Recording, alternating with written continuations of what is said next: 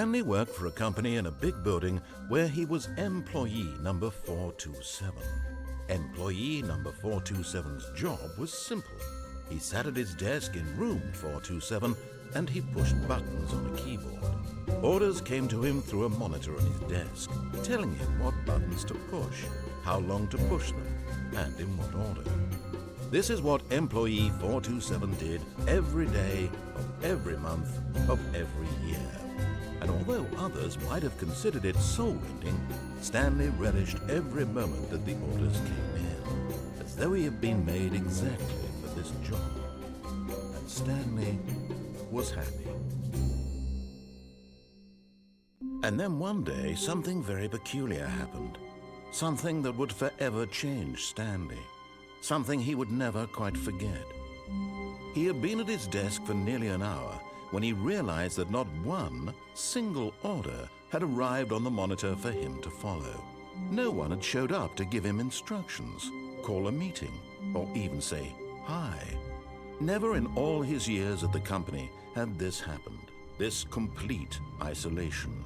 Something was very clearly wrong. Shocked, frozen solid, Stanley found himself unable to move for the longest time. But as he came to his wits and regained his senses, he got up from his desk and stepped out of his office.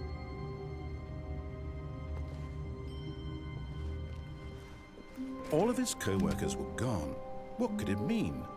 Stanley decided to go to the meeting room. Perhaps he had simply missed a memo.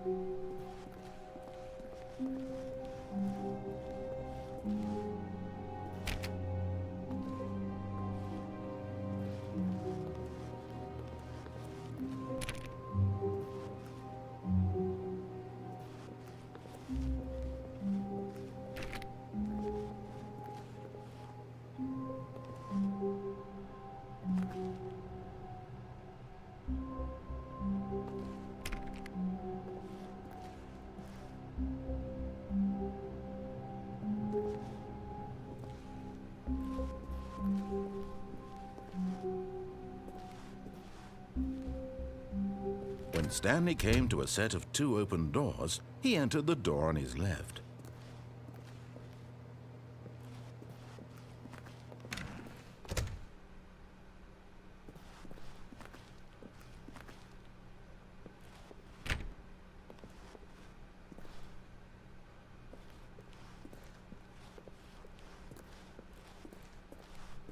Yet there was not a single person here either. Feeling a wave of disbelief, Stanley decided to go up to his boss's office, hoping he might find an answer there.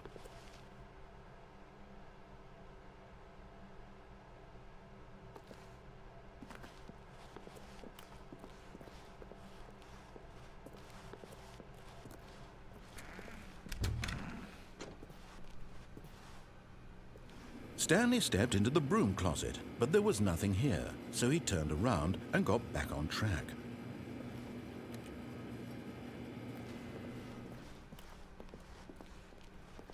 Coming to a staircase, Stanley walked upstairs to his boss's office.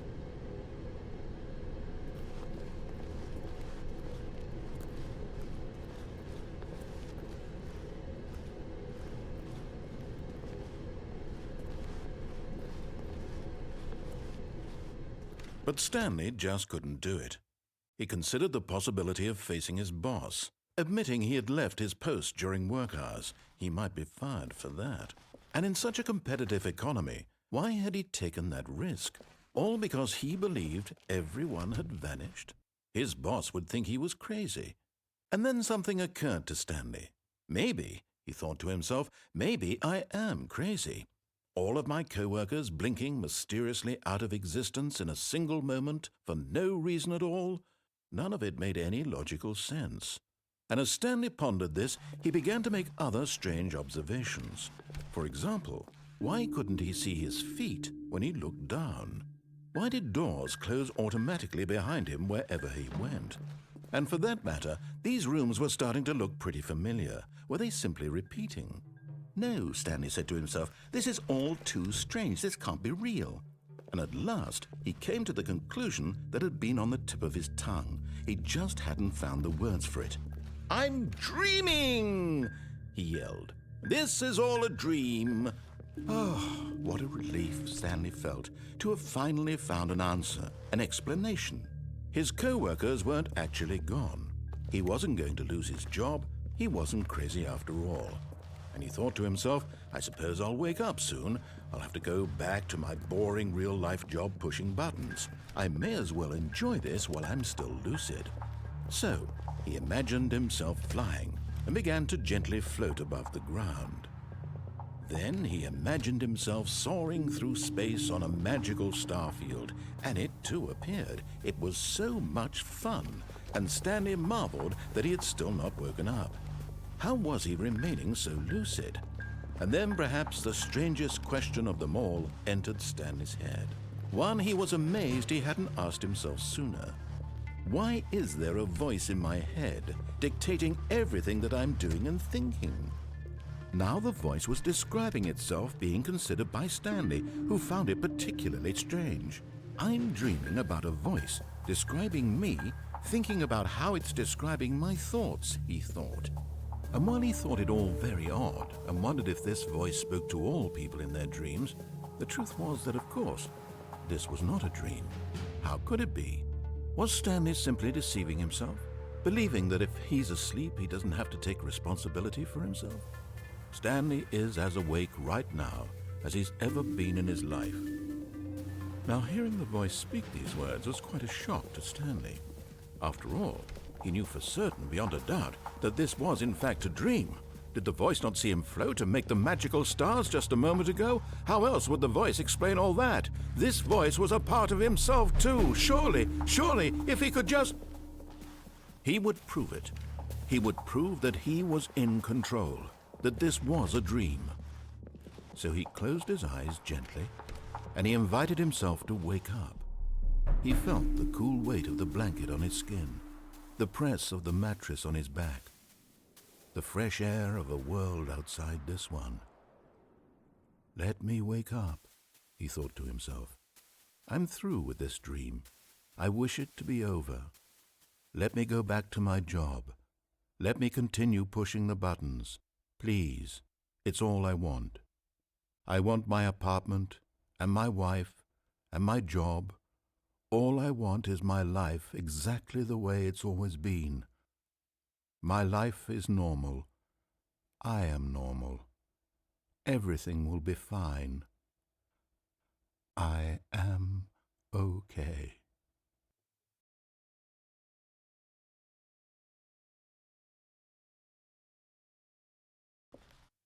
Stanley began screaming.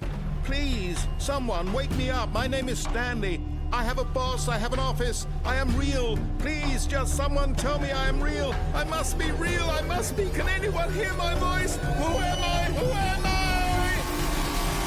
I? And everything went black.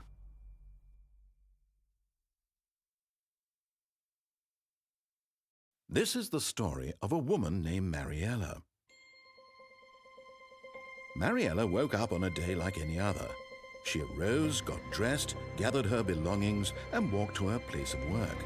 But on this particular day, her walk was interrupted by the body of a man who had stumbled through town talking and screaming to himself, and then collapsed dead on the sidewalk. And although she would soon turn to go call for an ambulance, for just a few brief moments she considered the strange man. He was obviously crazy. This much she knew. Everyone knows what crazy people look like. And in that moment, she thought to herself how lucky she was to be normal. I am sane. I am in control of my mind. I know what is real and what isn't. It was comforting to think this, and in a certain way, seeing this man made her feel better. But then she remembered the meeting she had scheduled for that day. The very important people whose impressions of her would affect her career, and by extension, the rest of her life. She had no time for this, so it was only a moment that she stood there, staring down at the body. And then she turned and ran.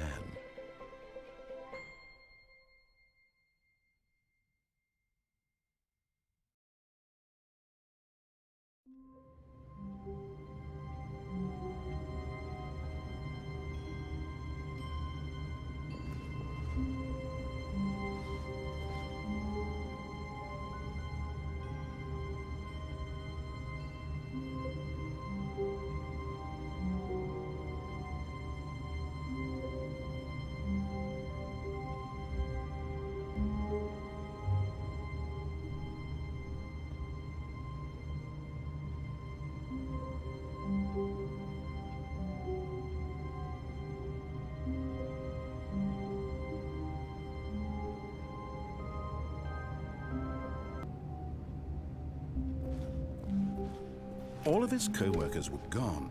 What could it mean? Stanley decided to go to the meeting room. Perhaps he had simply missed a memo.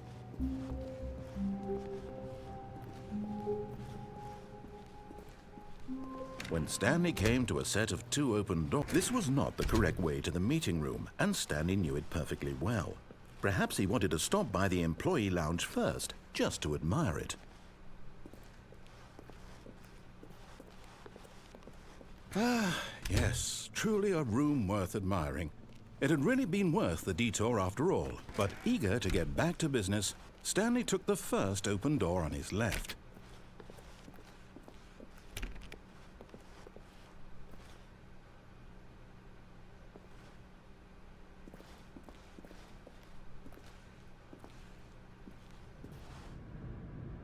Stanley was so bad at following directions, it's incredible he wasn't fired years ago.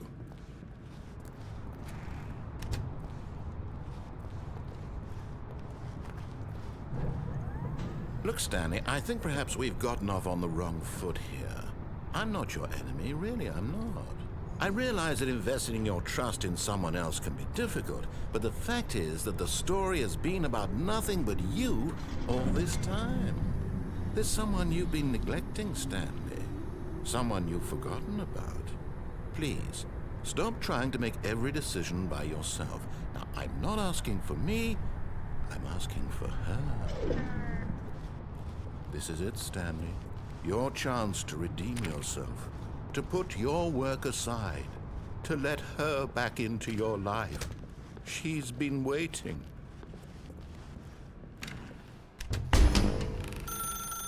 That's her, Stanley. You need to be the one to do this, to reach out to...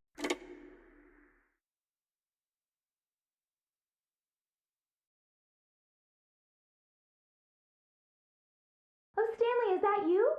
Hold on, sweetie. Sorry to keep you waiting. I'm just pulling the bread out of the oven. All right. Okay, there we go. All right, now, I want you to come in and tell me all about your day. Gotcha! Oh, come on. Did you actually think you had a loving wife who'd want to commit their life to you? I'm trying to make a point here, Stanley. I'm trying to get you to see something. Come inside. Let me show you what's really going on here.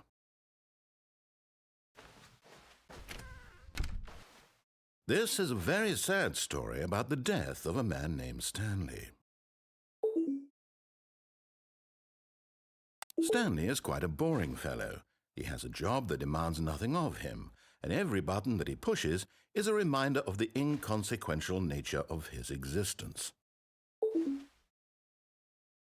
Look at him there, pushing buttons, doing exactly what he's told to do. Now he's pushing a button. Now he's eating lunch.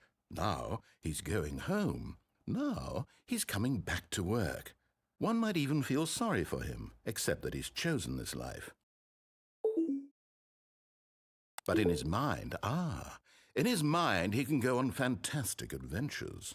From behind his desk, Stanley dreamed of wild expeditions into the unknown, fantastic discoveries of new lands. It was wonderful, and each day that he returned to work was a reminder that none of it would ever happen to him. And so he began to fantasize about his own job. First, he imagined that one day while at work, he stepped up from his desk to realize that all of his co-workers, his boss, everyone in the building had suddenly vanished off the face of the earth. The thought excited him terribly. So he went further. He imagined that he came to 2 open doors and that he could go through either. At last, choice. It barely even mattered what lay behind each door. The mere thought that his decisions would mean something was almost too wonderful to behold. As he wandered through this fantasy world, he began to fill it with many possible paths and destinations. Down one path lay an enormous round room with monitors and mind controls. And down another was a yellow line that weaved in many directions, and down another was a game with a baby. And he called it the Stanley Parable. It was such a wonderful fantasy, and so in his head he relived it again, and then again, and again, over and over, wishing beyond hope that it would never end, that he might always feel this free. Surely there's an answer down some new path, mustn't there be? Perhaps if he played just one more time. But there is no answer. How could there possibly be? In reality, all he's doing is pushing the same buttons he always has. Nothing has changed. The longer he spends here, the more invested he gets, the more he forgets which life is the real one. And I'm trying to tell him this, that in this world he can never be anything but an observer, that as long as he remains here, he's slowly killing himself. But he won't listen to me. He won't stop. Here, watch this. Stanley, the next time the screen asks you to push a button, do not do it. You see? Can he just not hear me? How can I tell him in a way that he'll understand that every second he remains here, he's electing to kill himself? How can I get him to see what I see? How can I make him look at himself? I suppose I can't, not in the way I want him to. But I don't make the rules. I simply play to my intended purpose, the same as Stanley. We're not so different, I suppose. I'll try once more to convey all this to him. I'm compelled to. I must. Perhaps, well, maybe this time he'll see. Maybe this time. And I tried again, and Stanley pushed a button. And I tried again, and Stanley pushed a button. And I tried.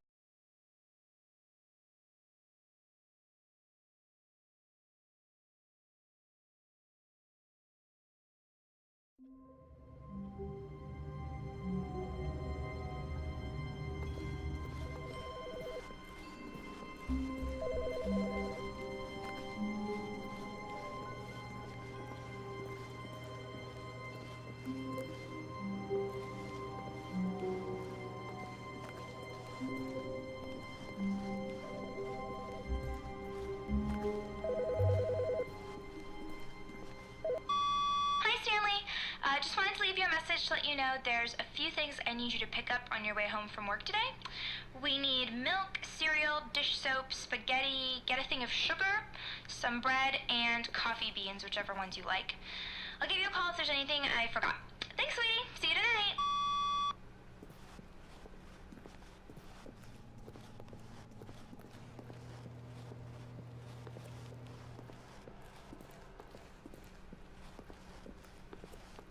When Stanley came to a set of 2 open doors, he entered the door on his left. This was not the correct way to the meeting room, and Stanley knew it perfectly well. Perhaps he wanted to stop by the employee lounge first, just to admire it. Wow, yes, this room. But eager to get back to business, Stanley took the first open door on his left. And so he detoured through the maintenance section, walked straight ahead to the opposite door, and got back on track.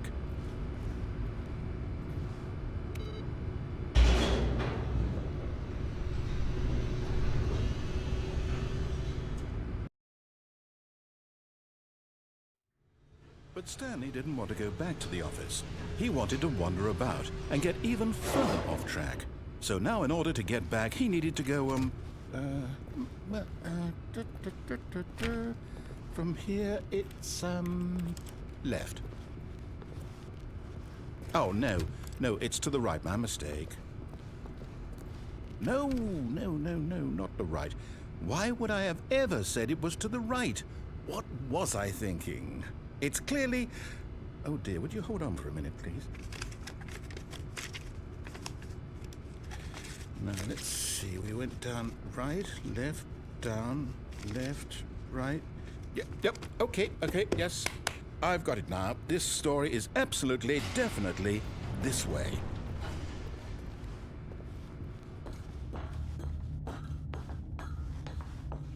No. This isn't right at all. You're not supposed to be here yet. This is all a spoiler. Quick, Stanley, close your eyes. Okay. We just have to get back to, oh, who am I kidding?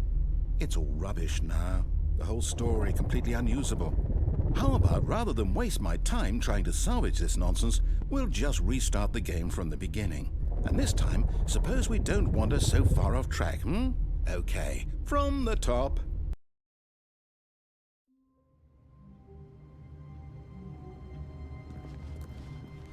All of his co-workers were gone. What could it mean? Stanley decided to go to the meeting room. Perhaps he had simply missed a memo.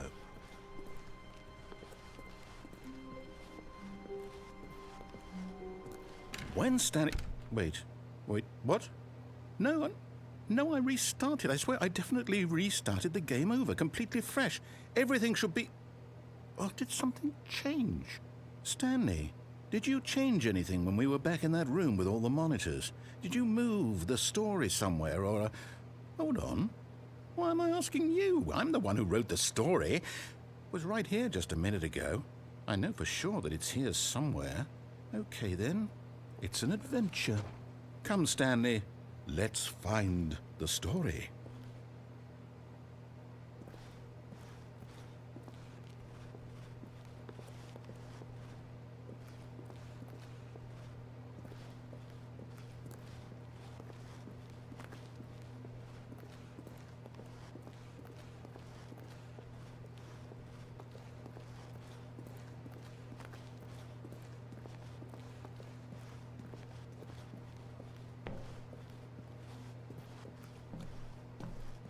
I'll say it.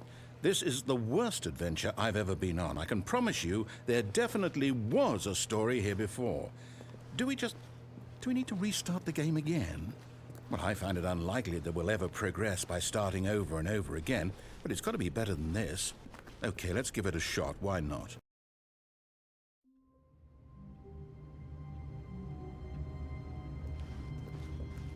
All of his co-workers were gone. What could it mean?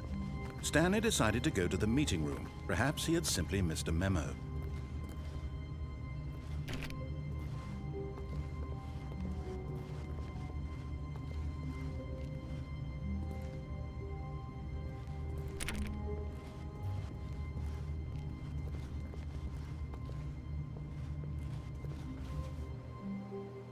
Okay, yep, it's worse. I might be remembering this wrong. It's possible the story is back where we just came from. Why don't we go back the other direction and see if we missed anything?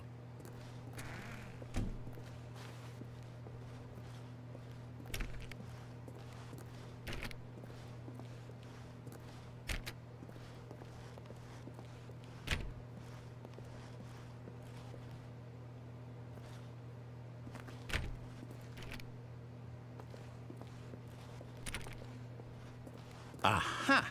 I knew we'd miss something. The story. Here it comes. No, wait. Never mind. Not the story. Okay, let's head back the other way and retrace our steps.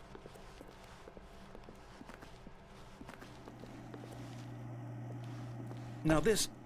Well, I'll be honest. I don't recognize this place at all. Is this the story?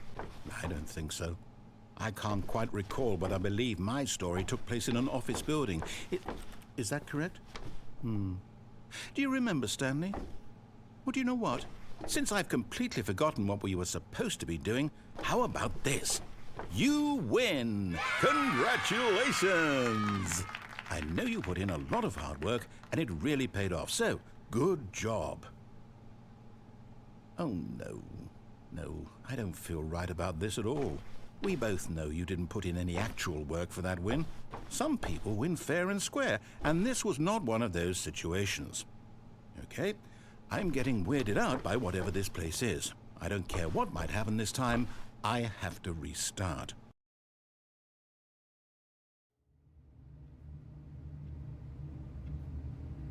All right, I've got a solution. This time, to make sure we don't get lost, I've employed the help of the Stanley Parable adventure line. Just follow the line.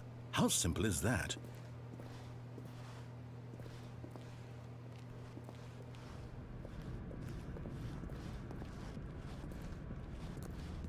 You see?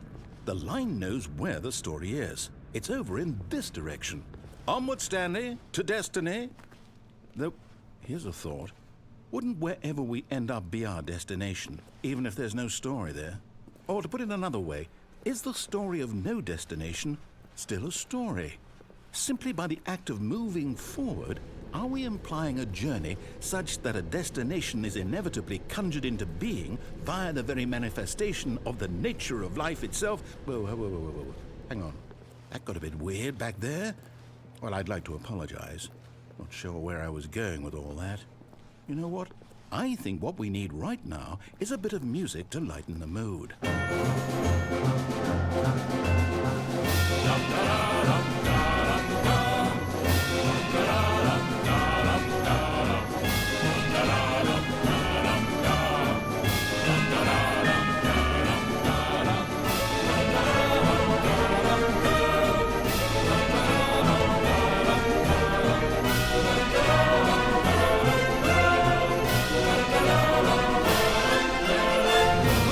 Cut the music, go back and look at that fern.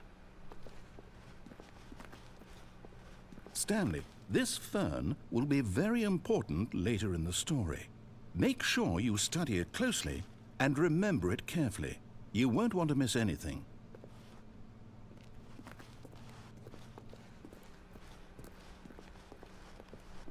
Wait, what? We're back at the office? No. Line, you do know we're looking for the Stanley Parable, right? The story? Is any of this ringing a bell?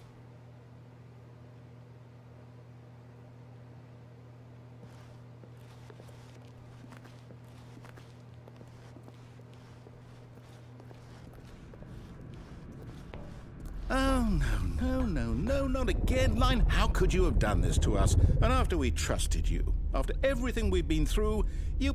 Oh, I can't take this anymore. To hell with it. Restart.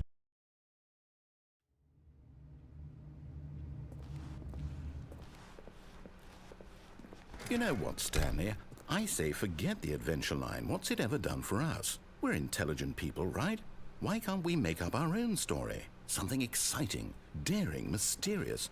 Ooh, this all sounds perfectly doable. Why don't we simply start wandering in, well, I don't know. How about this direction?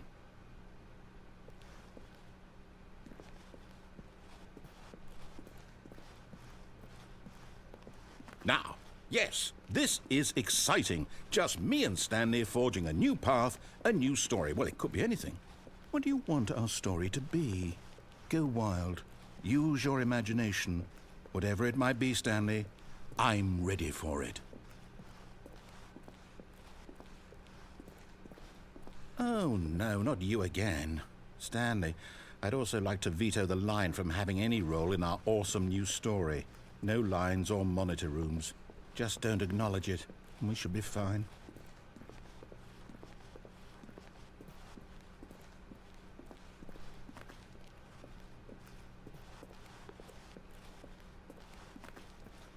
Ah, a choice. We get to make a decision. From here, the story is in our control. How important we mustn't squander the opportunity. In fact, I believe I need a minute to think here. Just walk in circles for a minute. Okay, so I know that each door has to lead somewhere, which means that somewhere at the place where we're trying to go, there must be a reverse door that leads here. And that in turn means that our destination corresponds with the counter-inverted reverse door's origin. So starting from the right, let us ask, will taking the right door lead us to where we're going? And since the answer is clearly yes, then by all accounts, the door on the right is the correct one. Another victory for logic. Come, Stanley, our destiny awaits.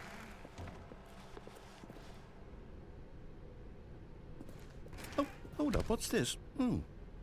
The confusion ending. You're telling me that's what this is? It's all one giant ending? And we're supposed to restart the game, what, eight times? That's really how all this goes? It's all determined? So now, according to the schedule, I restart again. Then what? Am I just supposed to forget? Well, what if I don't want to forget?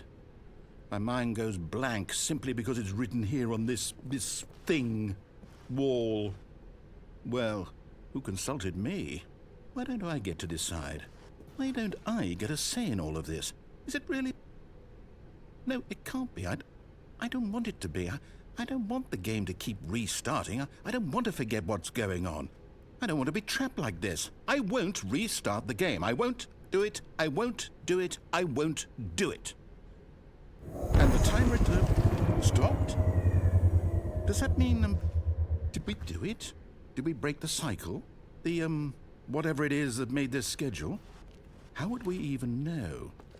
Will someone come for us? Will something happen? So, okay. I guess now we just wait. You know, I suppose in some way that this is a kind of story, wouldn't you agree? I'm not quite sure if we're in the destination or the journey, though they're always saying that life is about the journey and not the destination, so I hope that's where we are right now. We'll find out, won't we? Eventually. Well, in the meantime, if you do happen to have a...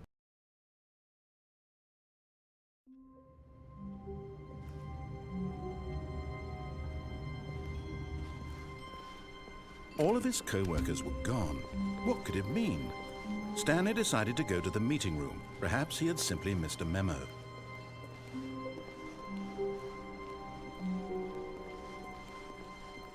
When Stanley came to a set of 2 open doors, he entered the door on his left.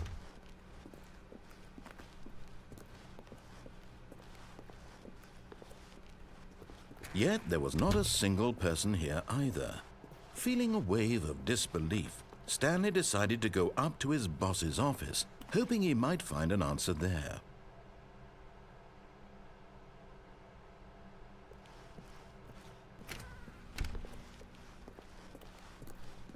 Coming to a staircase, Stanley walked upstairs to his boss's office.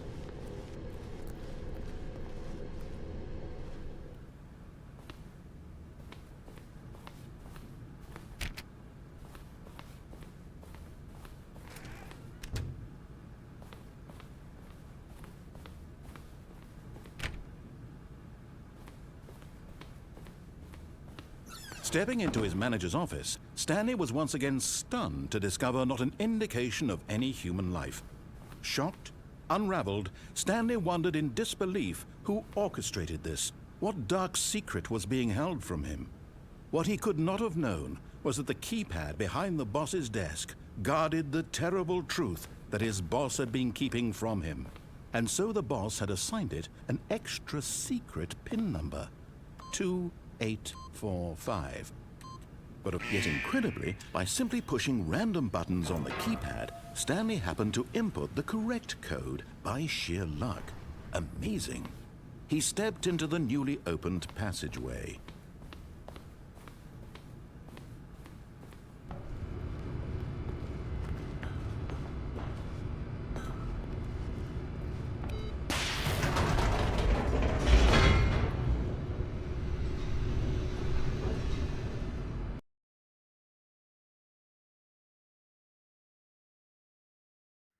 Descending deeper into the building, Stanley realized he felt a bit peculiar.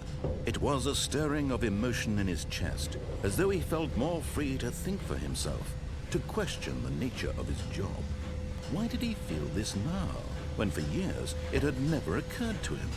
This question would not go unanswered for long.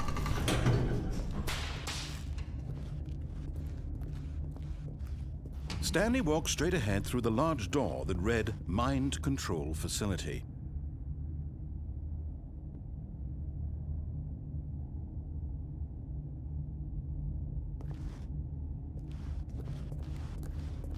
Although this passageway had the word Escape written on it, the truth was that at the end of this hall, Stanley would meet his violent death. The door behind him was not shut. Stanley still had every opportunity to turn around and get back on track. At this point, Stanley was making a conscious, concerted effort to walk forward and willingly confront his death.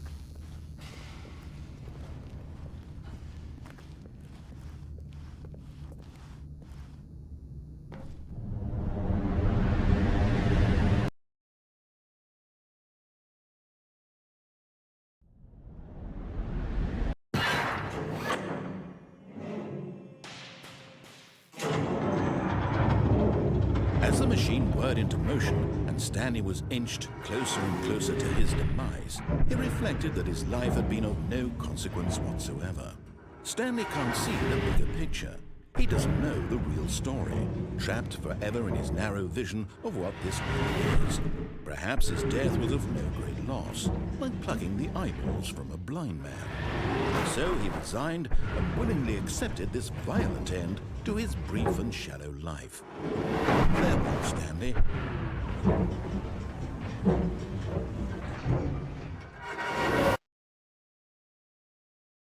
"Farewell, Stanley," cried the narrator, as Stanley was led helplessly into the enormous metal jaws. In a single visceral instant, Stanley was obliterated as the machine crushed every bone in his body, killing him instantly.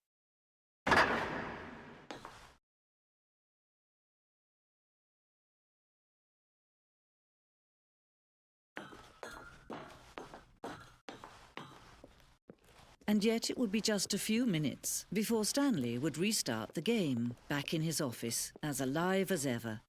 What exactly did the narrator think he was going to accomplish? When every path you can walk has been created for you long in advance, death becomes meaningless, making life the same. Do you see now? Do you see that Stanley was already dead from the moment he hit start?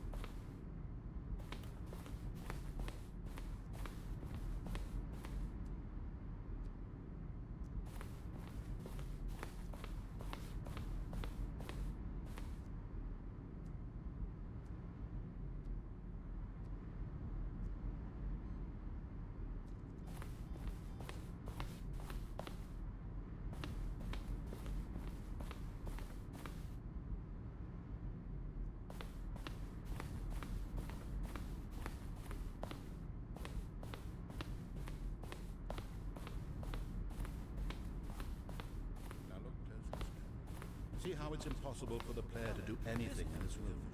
Perfect example of poor level design. It's a textbook mistake. It's the kind of thing you pick up on intuitively if you have even the most fundamental understanding of good and bad game design.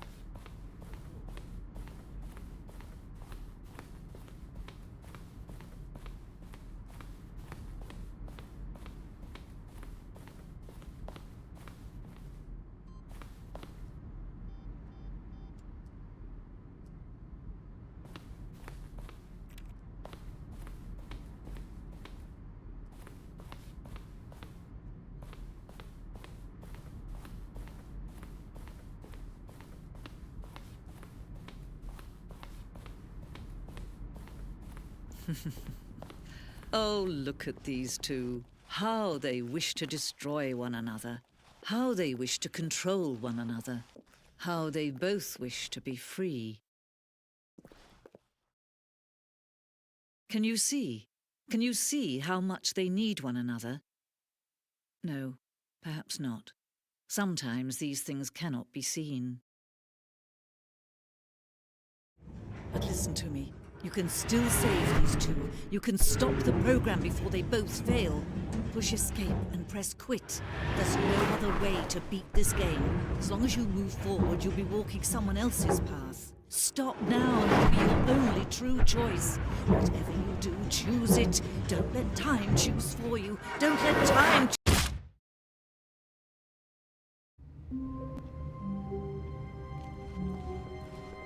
All of his co-workers were gone.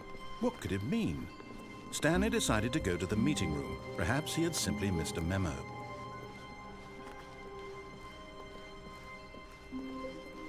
When Stanley came to a set of 2 open doors, he entered the door on his left.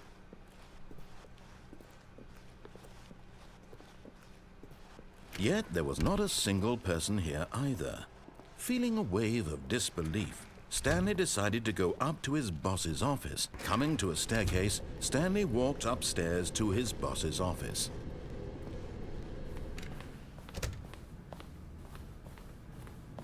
Stepping into his manager's office, Stanley was once again stunned to discover not an indication of any human life. What could it mean? Stanley wondered aloud to nobody. He began wildly tearing through papers on the boss's desk, pulling books off the shelf, looking behind paintings, desperate for clues to his situation. But his attention was caught by a keypad behind the boss's desk. What could its purpose be? In fact, this keypad guarded the terrible secret that lay buried below his feet. And so the boss had assigned it an extra secret. Stanley was in such a rush to get through the story as quickly as possible, he didn't even have a single minute to just let the narrator talk. That kind of anxiety isn't healthy, so he relaxed for a few moments with some calming New Age music.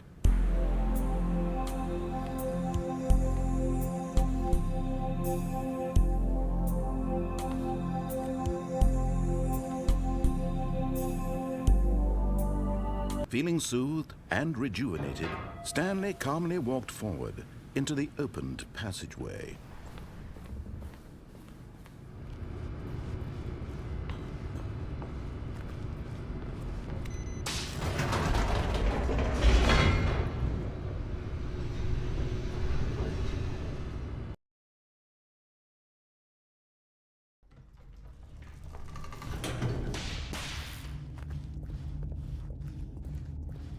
Stanley walked straight ahead through the large door that read Mind Control Facility.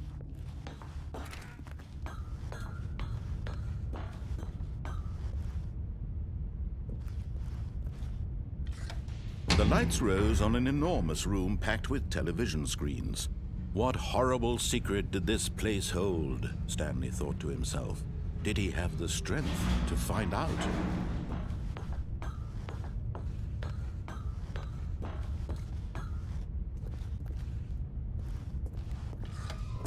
Now the monitors jumped to life, their true nature revealed. Each bore the number of an employee in the building, Stanley's co-workers. The lives of so many individuals reduced to images on a screen, and Stanley, one of them, eternally monitored in this place where freedom meant nothing.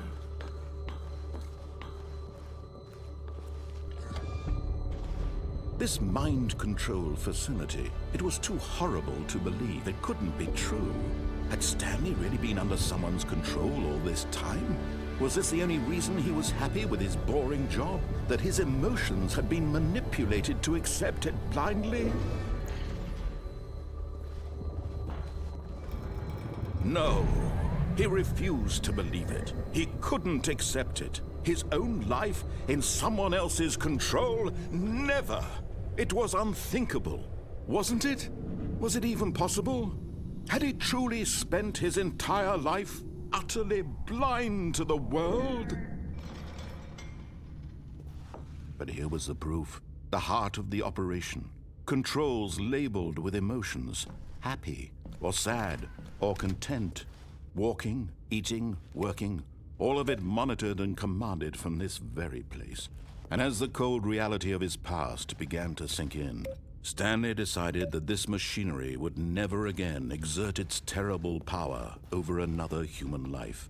For he would dismantle the controls once and for all.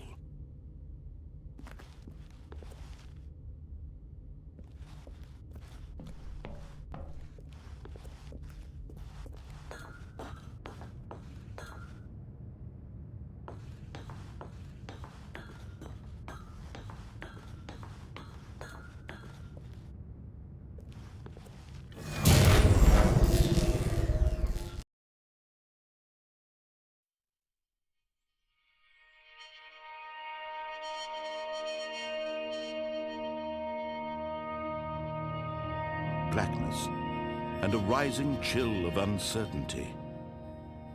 Was it over?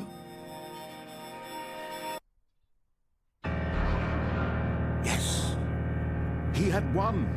He had defeated the machine, unshackled himself from someone else's command. Freedom was mere moments away. And yet, even as the immense door slowly opened, Stanley reflected on how many puzzles still lay unsolved. Where had his co-workers gone? How had he been freed from the machine's grasp? What other mysteries did this strange building hold? But as sunlight streamed into the chamber, he realized none of this mattered to him, for it was not knowledge or even power that he had been seeking, but happiness. Perhaps his goal had not been to understand, but to let go. No longer would anyone tell him where to go, what to do, or how to feel. Whatever life he lives, it will be his. And that was all he needed to know. It was perhaps the only thing worth knowing. Stanley stepped through the open door.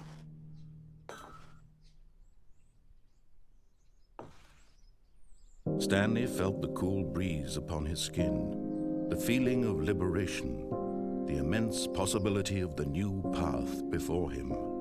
This was exactly the way, right now, that things were meant to happen. And Stanley was happy.